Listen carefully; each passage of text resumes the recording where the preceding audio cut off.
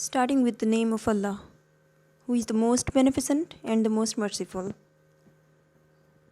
Good morning, my dear students. I welcome you to the 9th lecture of Research Methodology. I hope you all are revising the previous lectures very well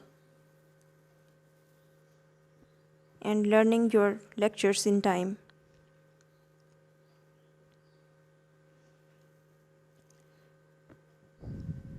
Today's lecture is actually the continuation of the previous lecture that was about data collection tools in research. In the previous lecture, we have already studied about the primary data collection tools in research, or the data collection tools which are used to collect primary data.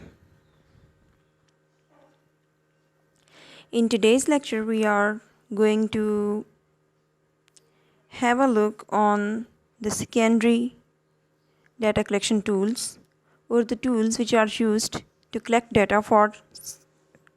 secondary data for research. In the previous lecture, we have studied about the primary data collection tools, in which we have discussed questionnaire, interview, and observation method for data collection.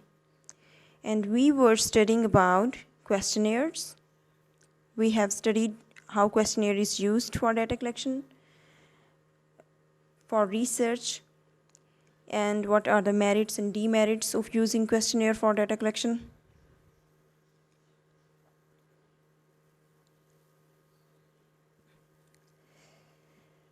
Now, some of the important aspects which are related with using questionnaire as a data collection tool are here, which we need to review. There are three major things which we have to review, which we have to keep in mind when we are using questionnaire as a data collection tool. First is the general form of questionnaire. Then question sequence, what should be the sequence of the questions, and then question formation and wording. These are the three major aspects which we have to consider as researchers when we are using questionnaire as a data collection tool in our research. Let's have a look on the first topic or first aspect, that is related with general form of questionnaire, how this questionnaire should look. Questionnaires are of two types: structured questionnaire and unstructured questionnaire. Structured questionnaire, all questions and answers are specified and comments in the respondent's own words are held to the minimum. Means in structured questions, all the questions and answers are already specified in the questionnaire, and learners and the respondents do not get enough chances to give their own opinion. Next is unstructured questionnaire, or it is like unstructured interview. Interviewer or the person, respondent, who is filling in the questionnaire is provided with general guides on the types of information to be collected. So the interviewer or the person, the researcher who is collecting the data, he is provided the general guide on the type of information that is needed to be collected. He can form his own questions later on whenever needed. So we can say that structured questionnaire is like the structured interview, in which the researcher has already prepared a list of questions which he would ask during the interview. And in the structured questionnaire, he has already made a list of questions and the responses from which the respondent has to choose. That can be close-ended questions, including the responses may be like yes or no, or it may depend on the researcher and the nature of research and the data he wants to collect. He can design a questionnaire which is based on 5-point or 5-point Likert scale as well, that is like strongly agree, neutral, disagree, and strongly disagree. So these are the specific answers from which the respondent has to choose the right answer, which he thinks is right or appropriate. And unstructured questions or questionnaire is like unstructured interview. Means the interviewer knows that what type of data he wants to collect, but he has not prepared a list of questions. He can form his own questions. He can make his own questionnaire to collect data, and it may include open-ended questions as well to get the detailed answer or the detailed view of the picture situation. Answers are taken down in respondent's own words at time recorded on tape. Whenever the person is giving interview or he is answering the questions, it can be in written form or maybe it can be in the recorded form. These days, several softwares allow you to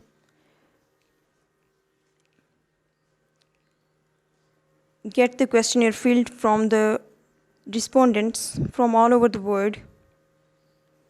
Like SurveyMonkey is one software which allows you as a researcher to conduct your questionnaire, and you can send the link to the people who are concerned, who you want to fill the questionnaire, so they would fill the questionnaire.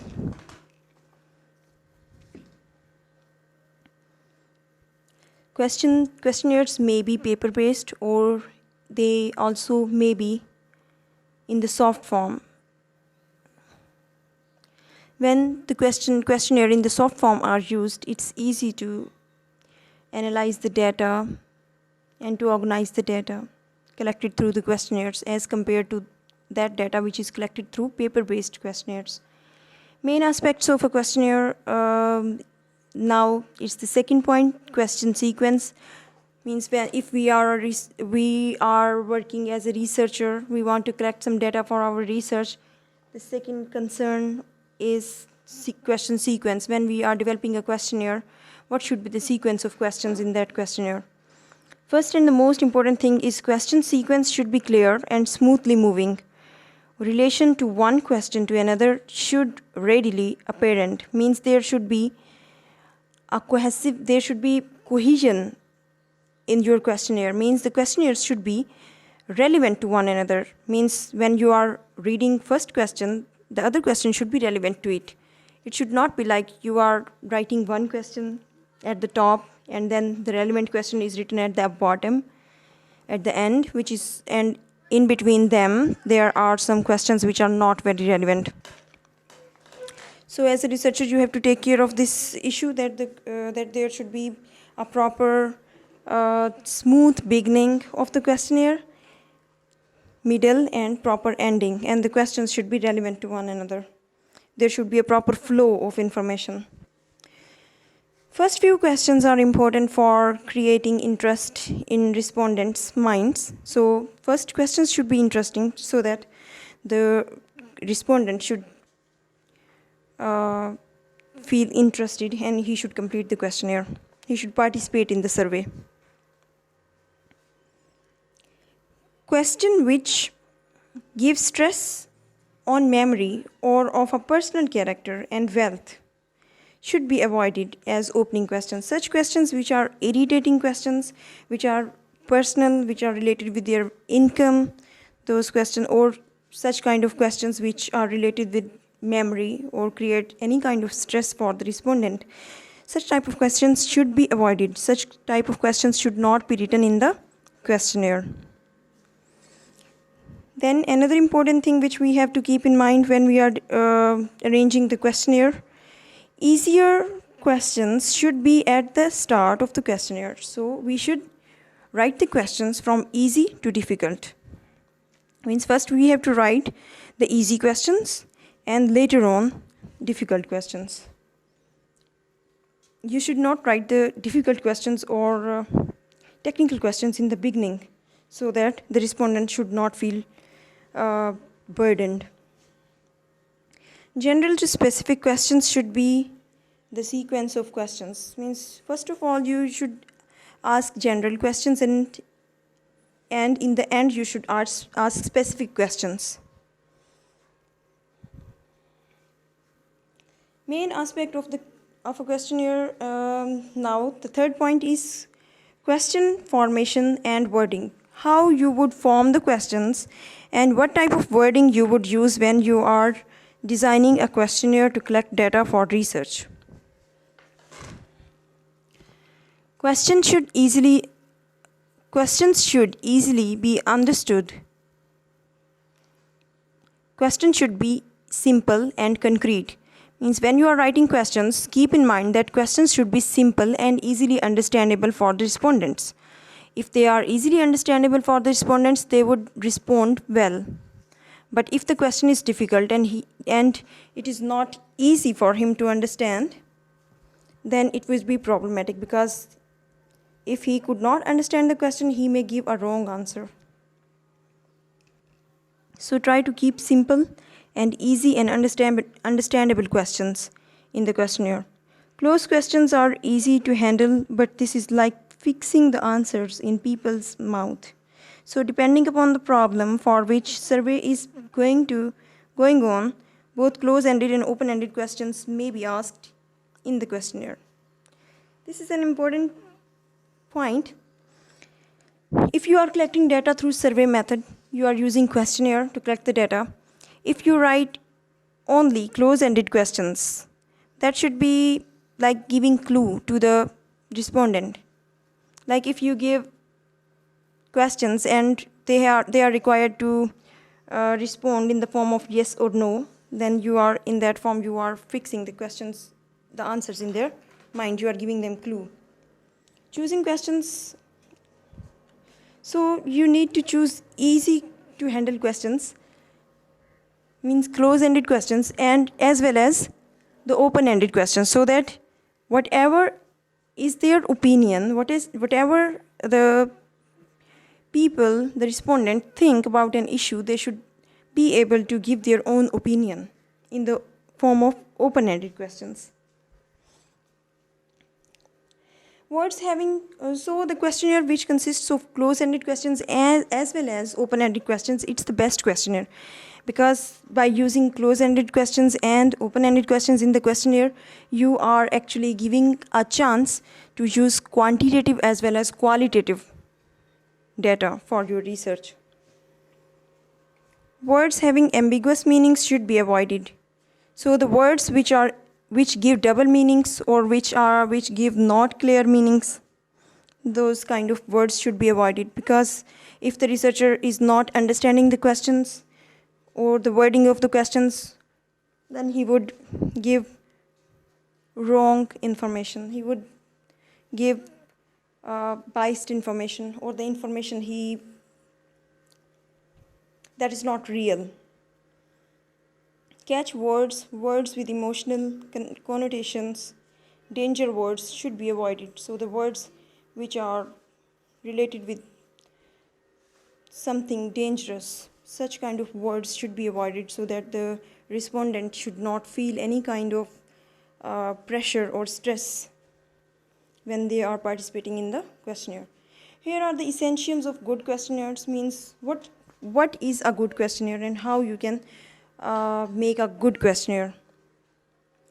Number one, good questionnaire should be short and simple questions. So the questionnaire is good if you use short and simple questions in it. Should be arranged in logical sequence from easy to difficult ones, means there is a proper flow of information. First you used easy questions and later on you used difficult questions. Technical terms should be avoided. Technical terms are not easy to understand for everyone, so use those words which are easily understandable for everybody. So technical terms should not be avoided. should not be used. They should be avoided.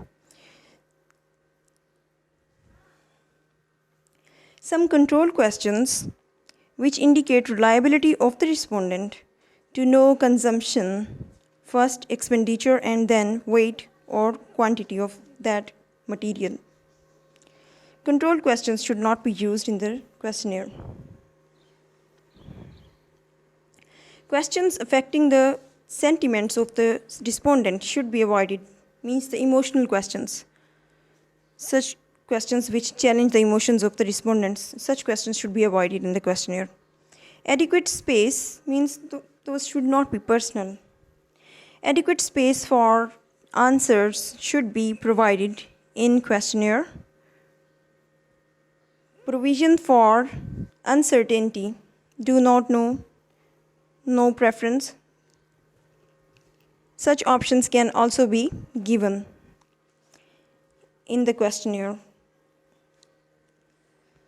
Because if the respondent does not know about something or does not want to answer about something, he can tick on do not know or no preference. Directions regarding the filling of the questionnaire should be given. So in the questionnaire, at the top you have to give directions about filling the questionnaire.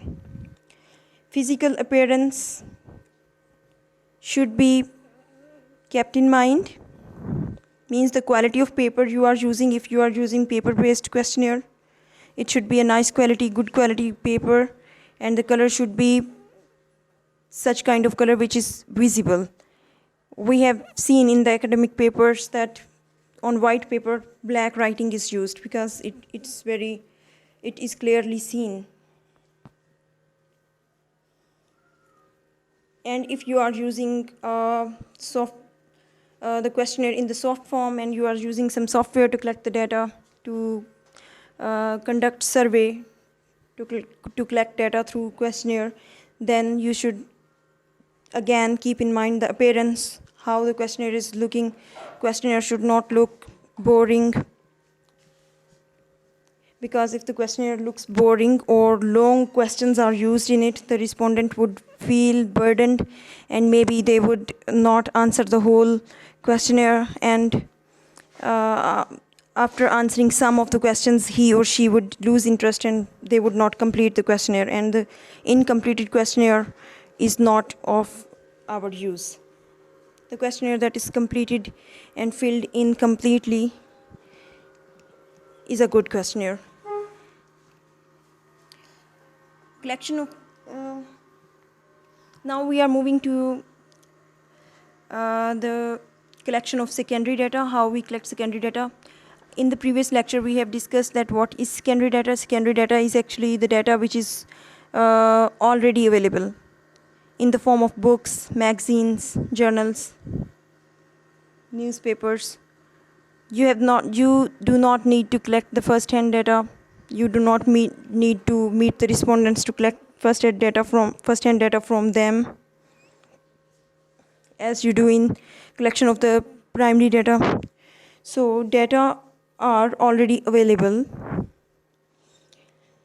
Secondary type of data is actually collected through books, magazines, and newspapers, publications of central, state, local government, technical and trade journals, reports and publications of industry, bank, stock exchange, reports by research scholars, universities, economists, public records, and articles which are published in the journals, and sometimes the theses which are not published or unpublished PhD dissertations as well. Such kind of data is called the secondary data, and these are the sources of collecting secondary data. You can collect secondary data from internet, from the online libraries, or the libraries at campus.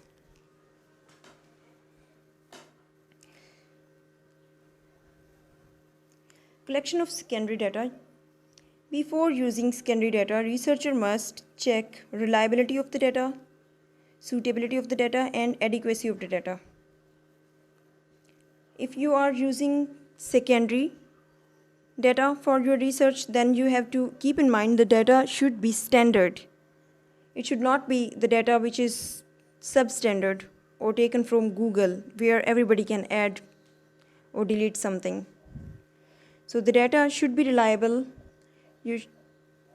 Means it should be published in some good impact factor journal, and it should be suitable data, means it should be appropriate and it should be relevant data. Do not take data which is irrelevant or which is not appropriate. So keep in mind the suitability of the data and then adequacy of the data. You should first of all look at the adequacy of the data. That you can collect adequate data about the topic or not? Is data available or not? When you are selecting a topic for your research, at that stage you have to look at the data, whether the secondary data about the topic is available or not, because it becomes a great problem for researchers and students when they have selected a topic about which very rare research is done all over the world and secondary data is not available. Then it becomes difficult for them to write the literature review and to get the enough data for their research.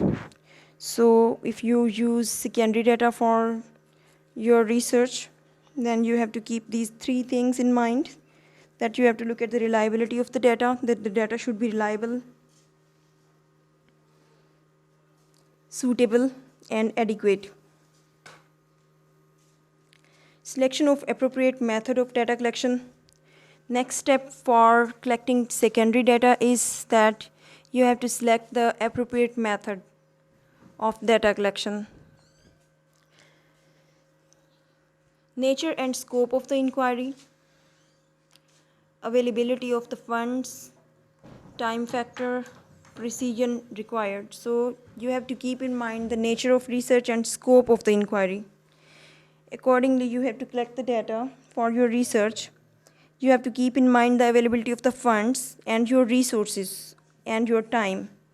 Means you should not select one topic which requires lots of time and resources which you do not have. So when you are collecting a topic, when you are selecting a topic, you should keep in mind that you have to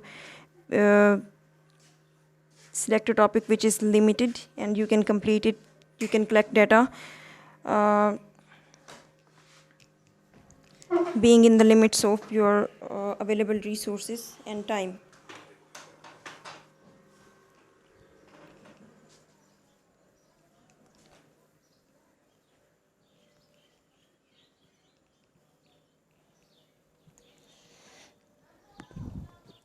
There are several methods which we can use for data collection, for the collection of primary data, but for the collection of secondary data we can use online resources.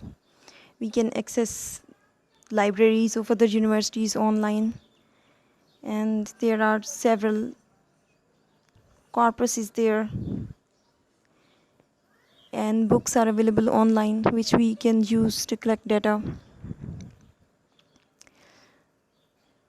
The major and important thing in collecting secondary data is that we have to keep in mind that the data should be reliable. It should be standard one. It should not be substandard data or unreliable.